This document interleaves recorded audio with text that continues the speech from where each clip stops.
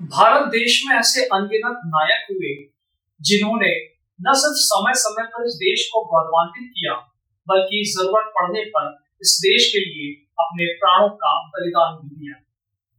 आज हम बात कर रहे हैं ऐसे ही एक नायक के बारे में जिसे भारत का रॉबिन हुड भी कहा जाता है।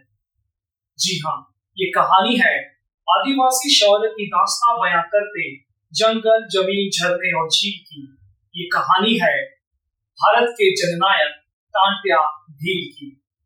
नमस्कार, मैं उदयादित्य पांडे आप सभी का स्वागत करता हूं मेरे चैनल 24 कैरेट पर, जहां पर विभिन्न विषयों से जुड़ी तमाम जानकारियां हम आपके साथ साझा करने का प्रयास करते हैं। तो आइए शुरू करते हैं ये सफरनामा।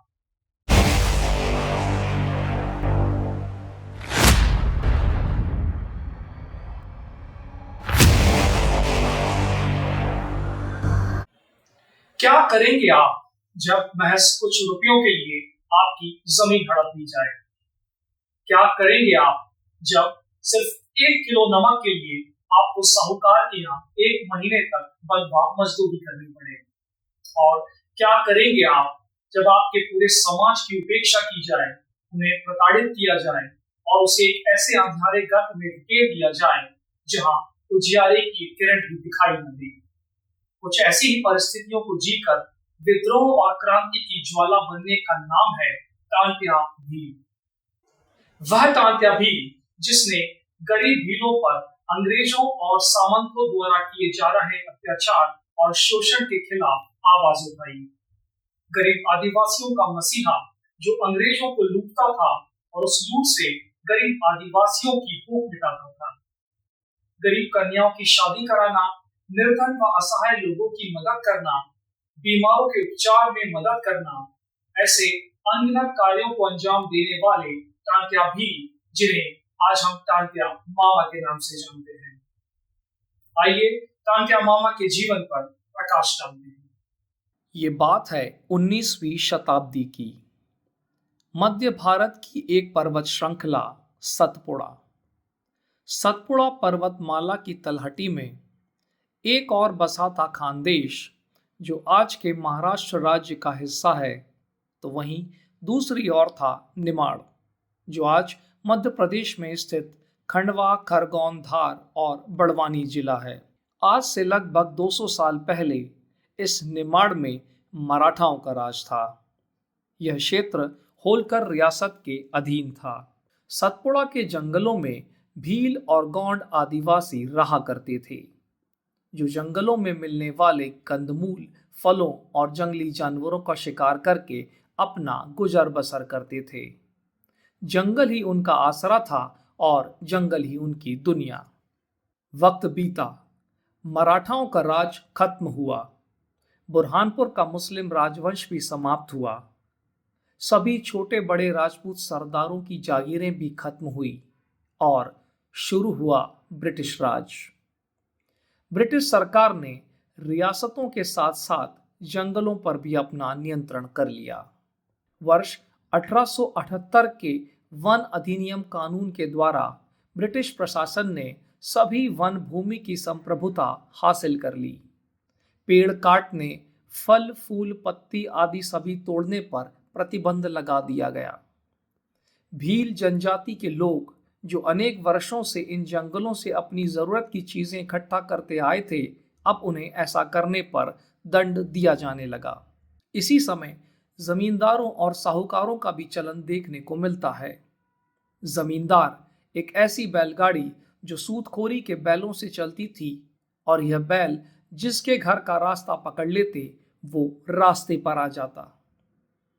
अमीर साहूकार गरीबों का शोषण करते हुए और अमीर हो गए, और इस जमीन के मूल मालिक आदिवासी बंधुआ मजदूर बनकर रह गए। मालिक से कर्ज लेने के अलावा उनके पास कोई चारा न था। जिंदगी भर ना चुकने वाला कर्ज कभी कभी तो इतना हो जाता कि एक परिवार की कई पीढ़ियों को साहूकार के यहाँ बंधुआ मजदूरी करनी पड़ती।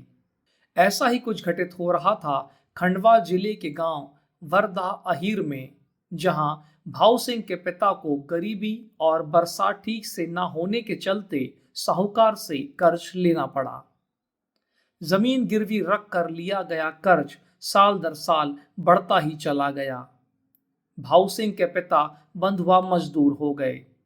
वे साल भर खेती करते और अंत में साहूकार ब्याज पर ब्याज लगाकर मूल रकम जस की तस कर देता। कई सालों तक यह सिलसिला ऐसे ही चलता रहा और एक दिन साहूकार की यही सूदखोरी भाऊ सिंह के पिता को निगल गई। अब बारी थी भाऊ सिंह के बंधुआ बनने की। भाऊ सिंह और उसकी पत्नी जीवनी दिन रात खेतों में खून पसीना एक करते कि किसी तरह कर्ज की रकम चुका दी जाए, परंतु ऐसा कुछ ना हो सका। इतनी परेशानी कम थी कि बरसात न होने की स्थिति में निमाड़ में अकाल जैसे हालात निर्मित हो गए। भुखमरी के चलते भाऊ सिंह की पत्नी की मृत्यु हो जाती है। पत्नी के चले जाने के बाद भाऊ सिंह चिंताग्रस्त रहने लगा। भाऊ सिंह और जीवनी का एक बेटा था जिसका नाम था टांट्या। टांट्या आम लड़कों जैसा ही था। वह हर रोज जंगल में घूमता, माँ बाप के साथ खेत में जाता और हम उम्र लड़कों के साथ खेलता। बस यही थी टांट्या की जिंदगी। क्या थी टांट्या भील के बागी बनने की कहानी। टांट्या भाव सिंह सिसाटे की जमीन शिवा पाटिल नाम के व्यक्ति के पास थी। जब वह अपनी जमीन मांगने पाटिल के पास जाते हैं तो शिवा पाटिल वो जमीन देने से मना कर देता है। इस बात को लेकर टांट्या मामा का शिवा पाटिल से झगड़ा हो जाता है। बात पुलिस और कचहरी तक जा पहुंचती है। शिवा पाटिल अपने रसूख और पैसे के दम पर टांट्या मामा पर चोरी और मारपीट का इल्जाम लगाकर फैसला अपने हक में करवा लेता है। देखते ही देखते एक सीधा साधा नौजवान मुजरिम बन जाता है।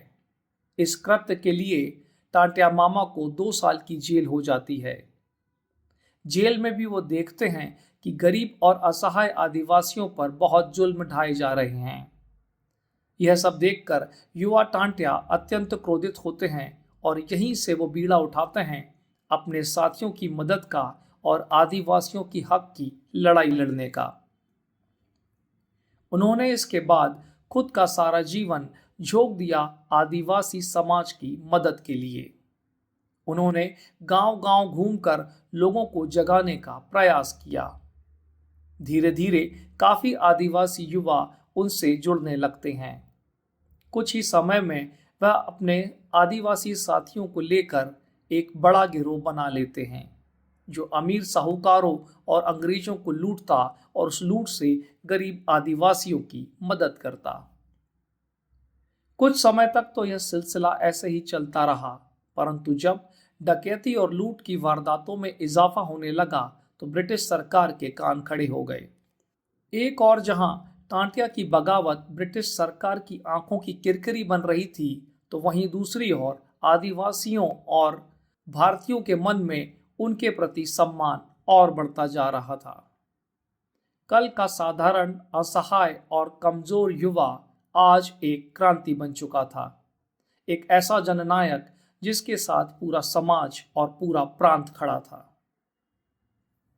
कल तक जो अंग्रेज सिपाही मासूम आदिवासियों पर बेखौफ जुल्म ढाते नहीं थक रहे थे, आज टांट्या के नाम से ही कांप जाते थे। अंग्रेजों ने उन्हें पकड़ने के अनेकों प्रयास किए, परंतु वे सफल न हो सके। टांट्या अपने साथियों के साथ जंगल में ही रहते। वे कब आते कब जाते इसकी भनक अंग्रेजों को नहीं लग पाती। गोपन, भाले, तीर कमान से लैस उनके साथी छापामार हमले में माहिर थे। वे एक लूट को अंजाम देने के बाद जंगल में कहां गायब हो जाते किसी को कुछ पता नहीं चलता।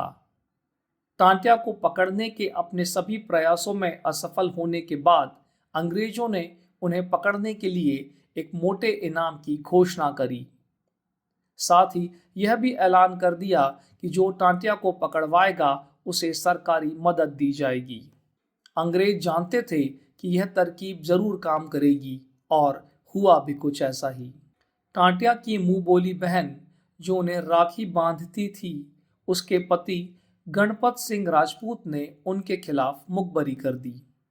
राखी वाले दिन ही जब टांटिया अपने साथियों के साथ अपनी बहन के यहाँ राखी बंधवाने पहुंचे तो वहां पर पहले से मौजूद अंग्रेज सिपाहियों ने उन्हें गिरफ्तार कर लिया। उन्हें जेल में डाल दिया गया। उन पर जबलपुर सेशन कोर्ट में मुकदमा चलाया गया।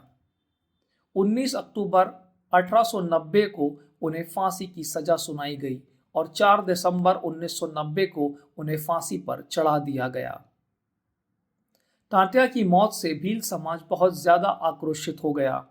इस डर से अंग्रेजों ने उनके शव को उनके परिजनों को न देकर इंदौर खंडवा रेल मार्ग पर स्थित पाताल पानी नामक स्थान पर झरने के पास फेंक दिया। आज इसी जगह को टांटिया मामा का समाधि स्थल माना जाता है। यहाँ आदिवासियों द्वारा बनाया गया उनका मंदिर आज भी स्थित है, जिसमें टांटिया मामा की प्रतिमा और तस्वीर लगी हुई है।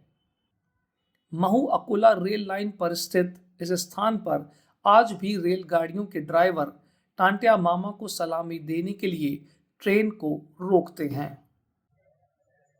हमारे देश के गौरव टांटिया मामा पर बनाए गए वीडियो आपको कैसा लगा? अपने सुझाव कमेंट बॉक्स में अवश्य दें। जय हिंद।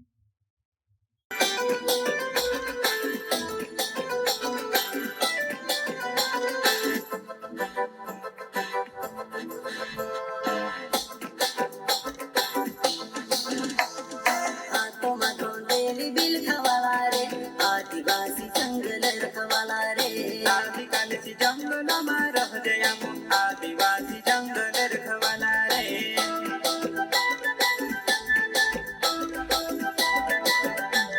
चल जंगल जमीन ताज पूजे रे, आदिवासी दुनिया ने रखवाला रे, बाप देव खतरी काज पूजे रे, आदिवासी सब से निराला